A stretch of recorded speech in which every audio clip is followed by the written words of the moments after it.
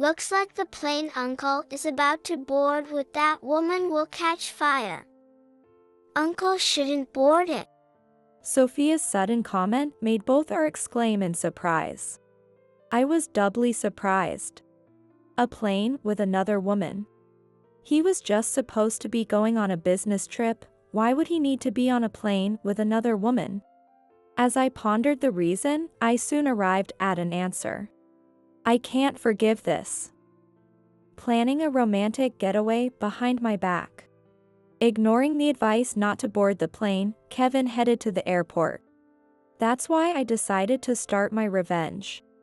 My name is Ashley Thompson, a housewife in my 30s. I live with my husband, Kevin. We both work and often leave the house empty. We usually spend our weekends chilling at home, but lately, Kevin has been acting a bit strange. He's been coming home much later than before. On weekends, he often leaves the house claiming he has work.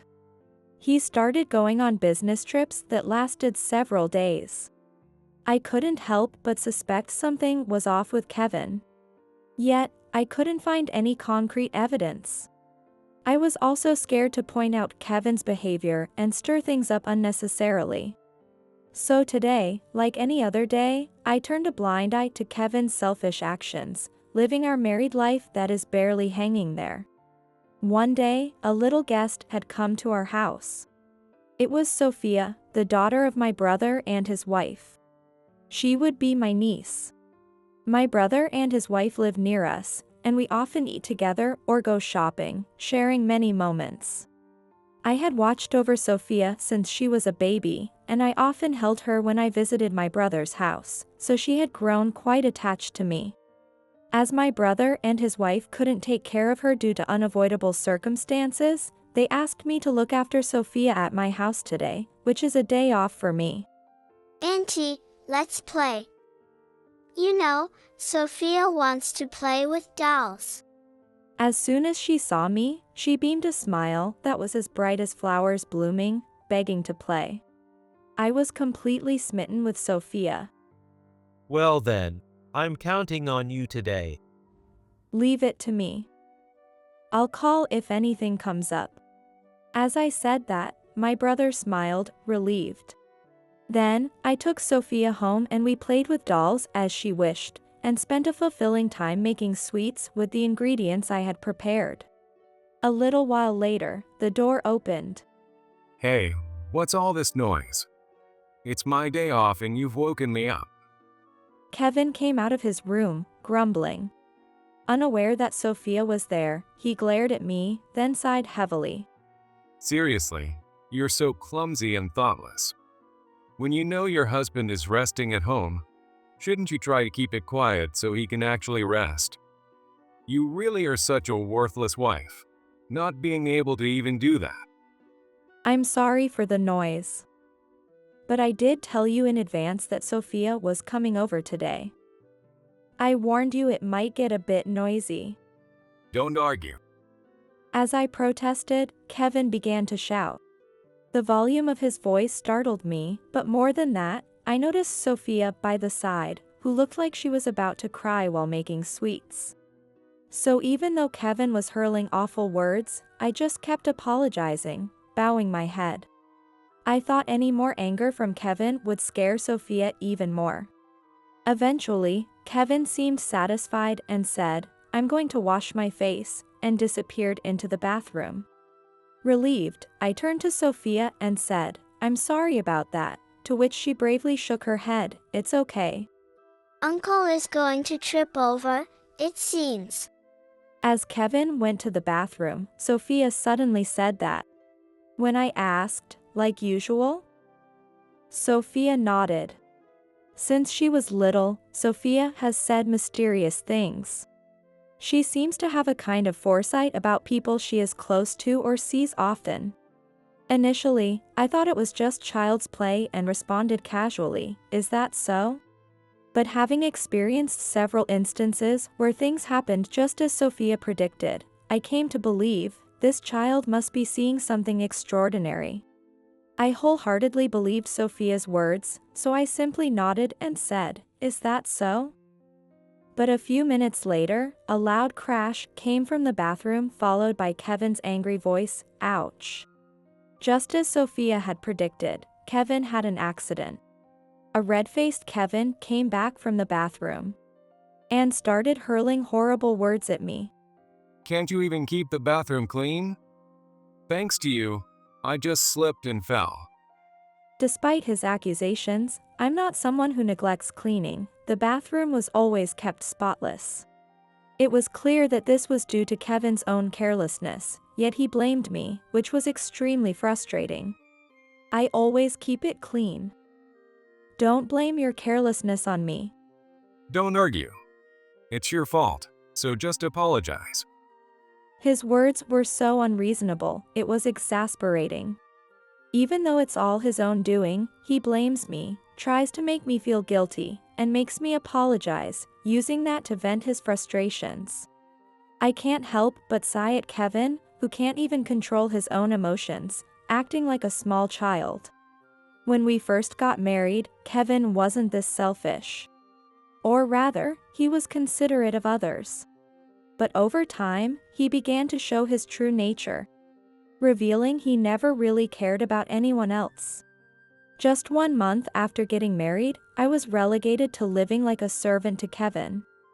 I was not supposed to defy him at all, and even if I was forced to do something I didn't want to, I couldn't complain. That was the rule imposed on me. If asked whether I was okay with such an unfair situation, I couldn't honestly say yes. However, I dreaded causing trouble with Kevin and making our married life even more difficult. About a week after Sophia visited our home, Kevin was set to go on another business trip. His third this month, and he wouldn't be back for a week. As I was helping him pack, my phone rang. It was my brother's number. Wondering what it could be, I excused myself from Kevin and answered the call. It was Sophia. Likely borrowed her father's phone. She sounded panicked. "Stay calm," I told her, and listened as she blurted out something shocking. Uncle is going to board a plane with another woman, and it looks like it's going to catch fire. He really shouldn't get on that plane. I was doubly shocked by her words. Sophia's words about the plane catching fire, and despite being on a business trip, the fact that he's boarding with another woman. He's on a business trip, but boarding a plane with another woman? That's just not possible. What on earth is going on? Unable to figure it out, I told Kevin about Sophia's call and advised him it might be best not to fly. But Kevin dismissed it. "I don't have to entertain some kid's fantasy. This trip is fixed, I can't just not go." And with that, he left the house. He left for the airport, likely heading straight there. Sophia's predictions had never been wrong before. And it seemed this time would be no exception. Kevin was probably in for a rough time. As his wife, perhaps I should have insisted he turn back. But more than that, I was troubled by the idea of him boarding with another woman. I felt compelled to uncover the truth behind such an arrangement. So I decided not to stop Kevin and just watch how things unfolded. Ready to begin my revenge when the time came. After a while, as I was relaxing at home, the word of breaking news flashed on the TV left on in the background. Curious, I looked and saw that a plane, which had just left Japan, had crashed. An unsettling feeling washed over me, and upon checking further, it turned out Kevin was on that flight. The TV screen showed images of the airplane ablaze, apparently ignited by gasoline. Was this what Sophia was talking about? Just as I was finally making sense of the conversation and feeling relieved, I received a call from the rescue team. "Kevin is now in the hospital, rushed there in a critical condition." They also asked about a woman who was with Kevin. Apparently in her 20s and working in the nightlife industry, she died immediately after the accident. The paramedics are trying to contact her family but haven't been able to reach anyone, so they reluctantly turned to me. Unfortunately, I don't have any information about her, and while I felt sorry, I had to confess that to them. Thank you for your cooperation, the rescuer said before hanging up. The rescue efforts are probably still ongoing. I felt terribly sorry for the victims of the accident. Kevin was taken to the ICU. Moreover, due to the urgency of his condition, even family members cannot visit him until he stabilizes. I should probably be upset about this, but I had other things I wanted to do, so it worked out for me. I properly informed Kevin's parents and my relatives about his accident. His parents, especially, were shocked. Hearing his mother Sarah crying over the phone was truly heartbreaking. However, my desire for revenge is not satisfied yet. I will not rest until I have made him regret even surviving, dragging him through hell itself. I could never forgive Kevin for treating me like a servant while he gallivanted and engaged in affairs. A few days later, I got a call from the hospital. It seems Kevin has regained consciousness. His condition is gradually improving, and he was soon moved to a general ward, so I decided to visit him, bracing myself. At the hospital, when I mentioned Kevin's name, a nurse looked at me with pity and said, "Ah, that accident." I have been watching the news frequently, and it seems that the crash was a uniquely severe disaster, with many lives lost. Kevin's vitality in surviving such a situation showed a somewhat extraordinary will to survive. A nurse led me to his room, where Kevin was sleeping, connected to many IVs. According to the nurse, he is working hard on his rehabilitation every day. After rehab, he sleeps like a log. Kevin's attending physician was free, so I took the opportunity to talk while Kevin was asleep and got a detailed explanation of his condition. The doctor said that Kevin had suffered extensive burns all over his body in the accident and, further, a spinal injury during the crash, which has resulted in him losing sensation in his lower body. No matter what treatment is done, his lower body sensation will not return. He will no longer be able to walk or even stand, and will need assistance even for using the restroom. Of course, he will be forced to live in a wheelchair now, and he is undergoing rehabilitation to learn to handle the wheelchair well enough to carry on with his daily life. When Kevin learned that his lower body sensation would never return, he seemed utterly despaired about the future awaiting him. Whether it was his work or his social interactions, I had never seen Kevin seriously commit to anything.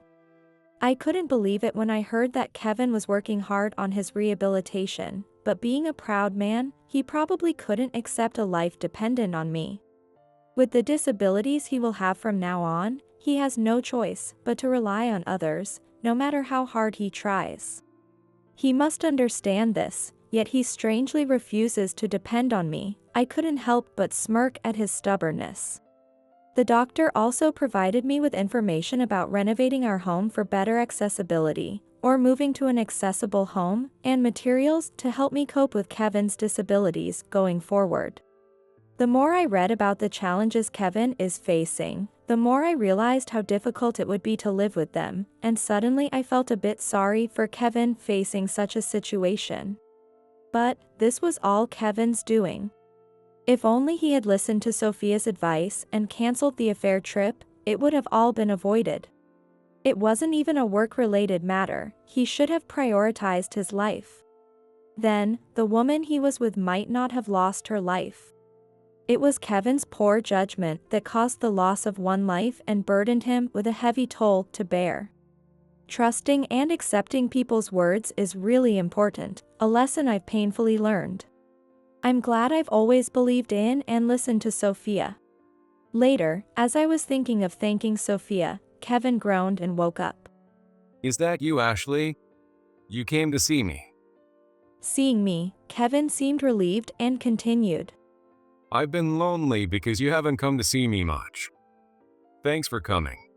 I can't offer you anything, but take your time and stay a while. This was a completely different attitude from Kevin, who had demeaned me and treated me like a servant. I almost suspected that Kevin had lost his memory too, given the way he talked next. Did the doctor tell you? My lower body won't move anymore.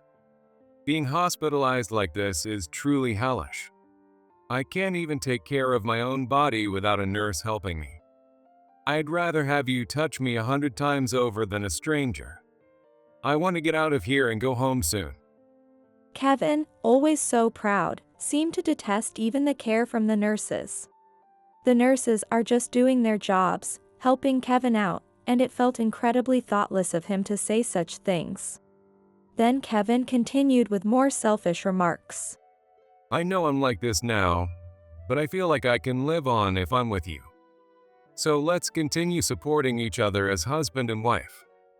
Let's continue to support each other moving forward. If my memory serves right, we never really supported each other as a married couple before. Kevin always left home matters to me while he went out to play. I used to overlook it because he was tired from work, but cheating is a different story. It's a clear betrayal. The more I talk to Kevin, the more my anger builds up. I feel overwhelmed by the feeling that I must not forgive him. And I must thoroughly bring him down so he can never be so arrogant again. Oblivious to this, Kevin says things like, maybe we should just move, or living with my parents might be good, as if he's still not awakened from a dream. So, I decided to make him face reality. I'm sorry, but I have no intention of taking care of you. At my words, Kevin's eyes widened in shock. Then, trembling with the impact of my statement, he started to plead. Don't joke about something so cruel. I truly believe you would accept me, help me. It hurts to hear you joke like that. It's no joke, I'm serious. Let's get a divorce. It's painful enough to continue as your wife after how you've treated me and cheated on me, let alone take care of you. Hearing this, Kevin seemed to finally understand my feelings and started to make excuses in panic. But that's too much. As you can see, I'm paralyzed from the waist down. I can't live on my own like this. I need you. Please don't abandon me. You're all I have. Tears welled up in Kevin's eyes. He was genuinely trying to make me stay. It was the first time Kevin had ever tried to face me this seriously. Whenever I tried to engage, he'd brush me off as a troublesome and wouldn't even have a proper discussion that was necessary for us as a couple. Now, he's bowing his head, wanting to talk, trying to save himself. But this isn't for my sake or because he wants us to make it as a couple. It's just Kevin being selfish, wanting me to remain his servant so he can continue to have an easy life. I have no obligation to listen to such selfishness, and there's nothing in it for me. If I were still the person who deeply loved Kevin and accepted his problematic behavior, maybe I would have considered his words and struggled with the decision. Perhaps, accepting Kevin now might not lead to supporting each other as before, but could mean a somewhat more reasonable married life. Kevin is proud and can't stand living depending on others, so even in this state, he'd probably find a job and try to support himself. If there was a time to start over, it would be now, there won't be another chance. If I cut him off here, it's the end of our relationship. We won't return to being a married couple, and Kevin will lose his support and struggle. If I abandon Kevin here, I might leave him destitute. As a person, and as Kevin's wife, that was a significant decision. But I had no intention of going back. I have fallen out of love completely, and Kevin has lost my trust. Sure, if I accepted Kevin now, we could hold proper conversations for a while and have a semblance of a marital life. But having been treated like a servant by Kevin for so long, I was just too tired. I couldn't bear the thought of trying anymore for Kevin. Please reconsider. Without you, I really can't do anything. Look at me. I can't even walk or stand properly. Don't leave a person like this alone. Kevin's tone was sincere. He understood that losing me now would be the end for him. He was desperate to keep me here. But I'm sorry. I just can't do this with you anymore. So, please give up. Saying that, I stood up from my seat.